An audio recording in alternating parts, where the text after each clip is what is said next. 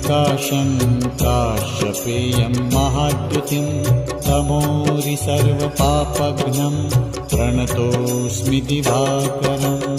ॐ ह्रां ह्रीं ह्रौं स्वः सूर्याय नमः।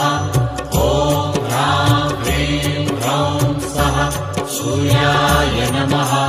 जपाकुसुमसङ्काशं काश्यपेयं महाद्युतिं तमोरि सर्वपापघ्नं प्रणतोऽस्मि दिवाकरम्।